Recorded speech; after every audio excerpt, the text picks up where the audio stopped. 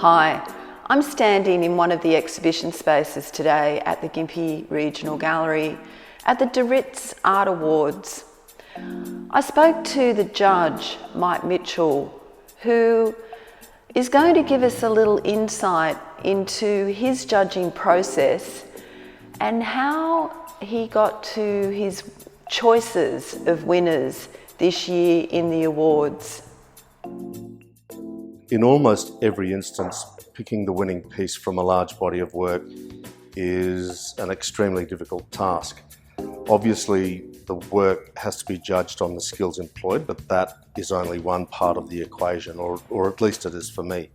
The composition and design do count, but then it's about what the work evokes. Not every work has to have a complex underlying narrative. It can simply be a beautifully executed piece that makes me happy, contemplative, or reminiscent. Narrative or a strong message can enhance how the viewer sees a work, however.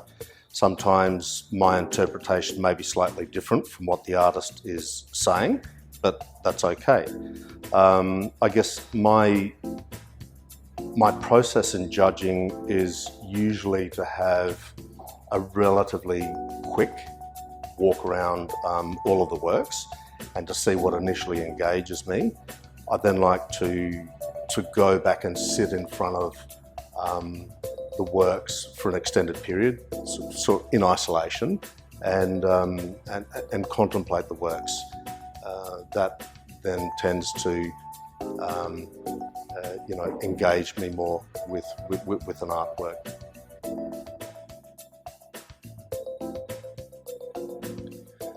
So this was a work that I sat with for quite a long time.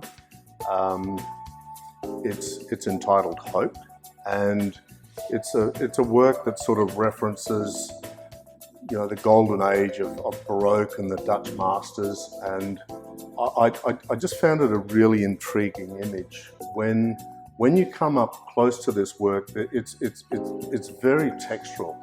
You can see the artist's hand where he's been pushing paint around with a palette knife and a brush. So it's quite textural as you get up close. And then as you come back a little from the work, it takes on this incredibly soft, slightly blurred imagery. And the focal point for me, it all draws into the eyes, and she's got this sort of haunting look in her eyes, and this look on her face that I could just imagine her looking into the future and wondering what it holds for her. But a beautifully rendered painting, and a very deserving winner.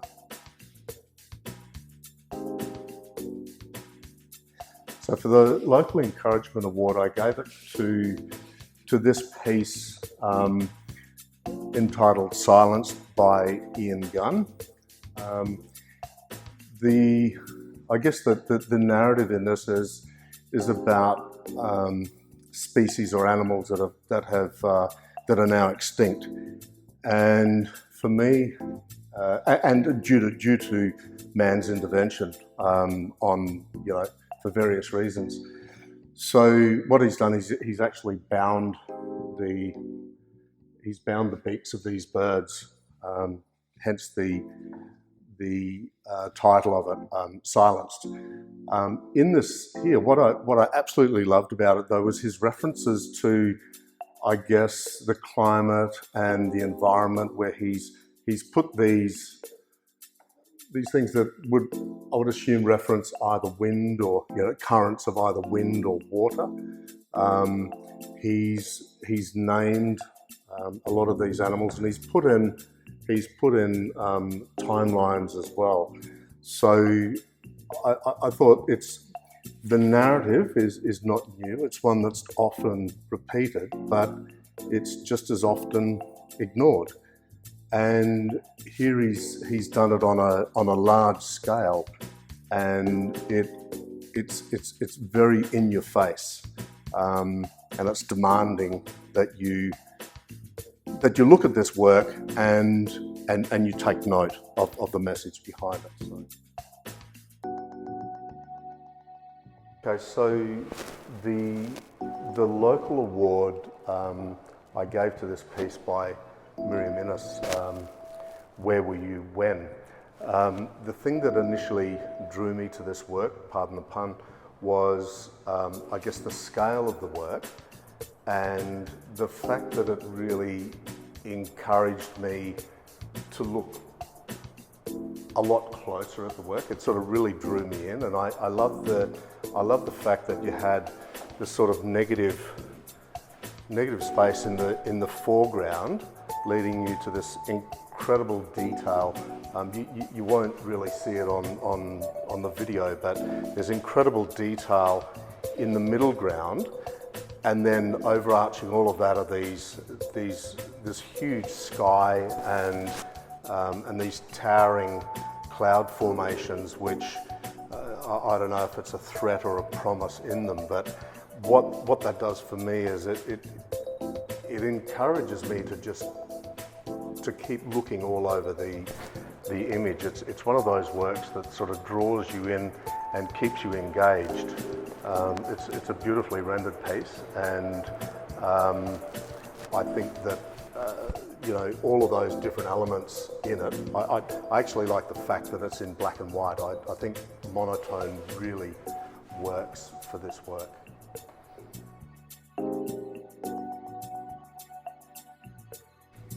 Okay, so for the 3D work, it's this beautifully put together piece by Ken Munsey, and it's entitled Library of the Orient.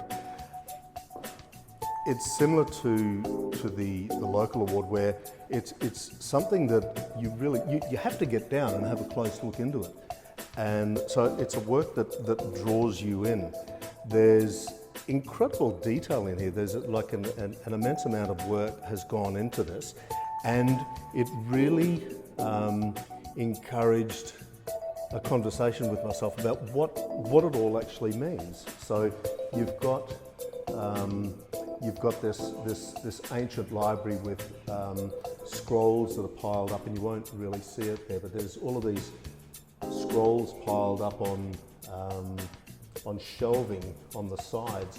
You've got this a staircase that really goes nowhere. So and it's all enclosed within this architectural form. So it just asks all of these questions, and you really, for my mind, you have to answer them yourself.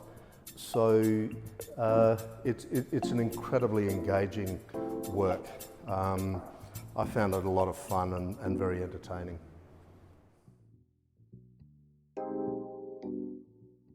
I found that its greatest strength was its simplicity. It was a really beautifully created work, and once again, it's not that often that an object like this will actually evoke much of a narrative. But when I looked at this, I thought, well, and it was probably the title as well, Afterlife. You look at it, and even though it's a beautiful thing.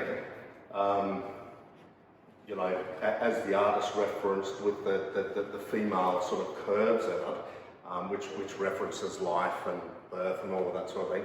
For me, it was like when she was calling it Afterlife, I thought, well, what does it actually mean? It sort of conjures a story of what our expectations are after we've gone, and how that one simple thought has created probably the most conflict and tension and over since mankind has been. So I love what that conjured for me.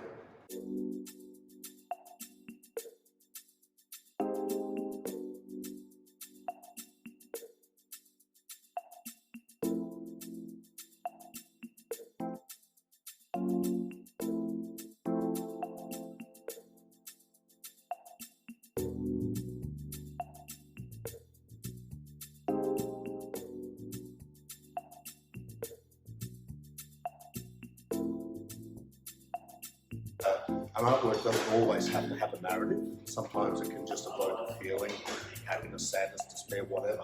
But this one, the narrative in this sort of drew me in to think what was going on.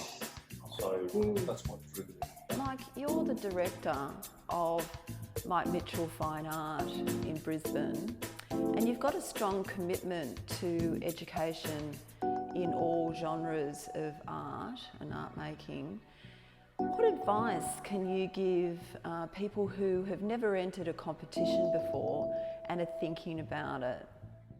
Okay, so if you've never entered a competition before, my advice is do it, but be very prepared. Art prizes are, can be incredibly important for an artist. If you're submitting entries digitally, just a bit of a heads up. If you're submitting entries digitally, as in sending in photographs, make sure that you send in works that are at as high a resolution as you could possibly afford, with multiple detail shots. No blurred imagery, no uncropped imagery with distractions in the background. And so I guess the image that you submit and your artist statements are incredibly important. So take that into account. When going into an art prize, don't be focused on winning. That would be the main takeaway from this.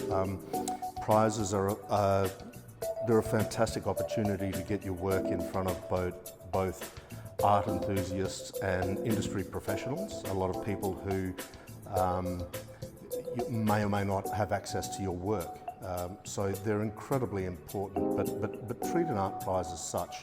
And as I said, make sure you spend time on your artist statement. It's your one opportunity to explain your work and what you're trying to say. But if you've never been in them, do it. Just be prepared. I hope you've gained some insight into Mike's judging process. It's fascinating. And make sure you catch this exhibition on until the 5th of September. The gallery's open from 10 till 4, Tuesday to Saturday, and make sure you pop in and have a look.